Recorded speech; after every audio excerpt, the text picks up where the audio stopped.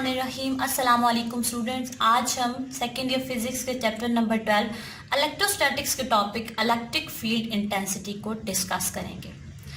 तो बच्चों, सबसे पहले हम इस चीज़ को डिफाइन करेंगे कि इलेक्ट्रिक फील्ड इंटेंसिटी होती क्या है। अगर हम इसको वर्डली मीनिंग करें तो इलेक्ट्रिक फील्ड हम पीछे डिस्कस कर चुके हैं कि एक चार्ज का वो रीजन जिसमें वो किसी भी दूसरे चार्ज पर जो है वो अपनी फोर्स एक्सर्ट कर सके।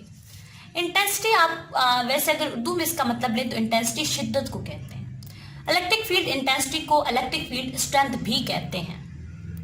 तो अब हम डिफाइन करेंगे electric field intensity can be defined as force per unit charge के सोर्स चार्ज जो फोर्स टेस्ट चार्ज पे एक्सर्ट करता है उसको हम क्या कहते हैं, इलेक्ट्रिक फील्ड इंटेंसिटी। इसके फार्मूले पे आ जाए तो फार्मूला आपके पास है E vector is equal to F vector over Q naught. मैंने इसके ऊपर वेक्टर का साइन लगाया है इस वजह से क्योंकि यहाँ पे आपके पास जो इलेक्ट्रिक फील्ड इंटेंसिटी है वो आपके पास एक वेक्टर क्वांटिटी है। क्यों? क्योंकि आपके पास फोर्स जो है वो भी आपके पास वेक्टर क्वांटिटी है। फोर्स ये वो फोर्स है जो कि सोर्स चार्ज Q जो है वो टेस्ट चार्ज Q नॉट पे एक्सर्ट कर रहे हैं, जबकि Q नॉट यहाँ पे आपके पास टेस्ट चार्ज। अब यहाँ पे आ जाते हैं इसके SI यूनिट पे। SI यूनिट को ड्राइव करने के सबसे पहले इसके फार्मूला जो है वो लिखेंगे।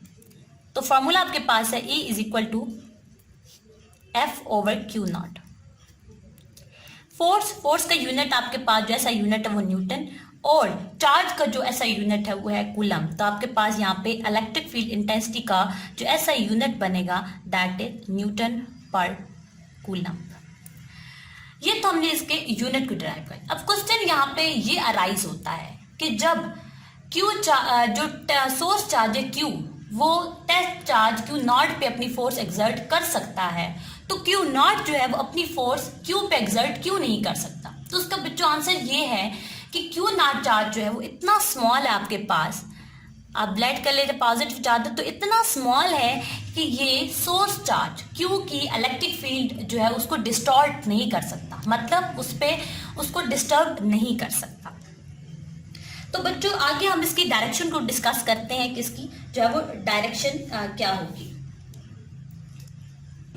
अच्छा जी, अब हम इलेक्ट्रिक फील्ड इंटेंसिटी की डायरेक्शन को डिस्कस करेंगे क्योंकि ये जो आपके पास है एक वेक्टर क्वांटिटी। आगे हमने जो इससे पहले हमने जो डिस्कस किया इसके मैग्नीट्यूड को डिस्कस किया, तब आ जाती है इसकी डायरेक्शन। तो बच्चों यहाँ पे इलेक्ट्रिक फील्ड इंटेंसिटी की डायरेक्शन वही होगी जो कि फोर्स F की डायरेक्शन, यानी आपके पास जो इलेक्ट्रिक फील्ड की डायरेक्शन है इलेक्ट्रिक फील्ड इंटेंसिटी की यानी इलेक्ट्रिक फील्ड स्ट्रेंथ की जो डायरेक्शन है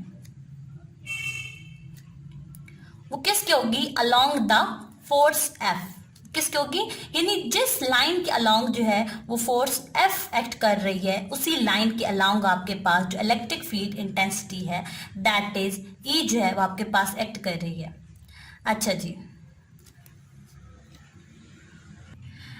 तो अब हम इलेक्ट्रिक फील्ड इंटेंसिटी को कूलम लॉ के अल्फाज में हम इसको डिस्क्राइब करेंगे। लेट कर लेते हैं कि आपके पास एक सोर्स चार्ज है दैट इज Q और वो पॉजिटिव चार्ज है, वो फोर्स एक्सर्ट कर रहा है एक टेस्ट चार्ज। तो बच्चों अब हम इलेक्ट्रिक फील्ड इंटेंसिटी को कूलम लॉ के अल्फाज में हम इसको डिस्क्राइब करेंगे। तो लेट कर लेते हैं कि आपके पास एक सोर्स चार्ज है Q पॉजिटिव, यानी उस पर पॉजिटिव चार्ज है, और एक आपके पास टेस्ट चार्ज है Q नॉट। अब इन दोनों में अगर हम कूलम फोर्स को डिस्क्राइब करें तो वो आपके पास कूलम फोर्स जो कि एक्सर्ट हो रही होगी वो आपके पास होगी KQ1 Q2 divided by R का square and that is our unit vector. अब हमारे पास फोर्स की वैल्यू, इसलिए अगर हम फोर्स की वैल्यू को इक्वेशन नंबर 1 में पुट करें तो आपके पास जो एक्सप्रेशन आएगा वो आपके पास आएगा KQ1 Q2 divided by R का स्क्वायर R यूनिट। अच्छा बच्चों, तो यहाँ पे एक और चीज जिसको मैं बयान करना चाहूंगी वो ये है कि यहाँ पे हमने दो चार्जेस लिए Q और Q नॉट, तो यहाँ पे भी हम उन्हीं चार्जेस को पुट कर देते हैं Q and Q not divided by R का स्क्वायर। R यूनिट वेक्टर यहाँ पे जो है वो इलेक्ट्रोस्टैटिक फोर्स की डायरेक्शन को शो करता है मल्टीप्लाई 1 ओवर Q नॉट।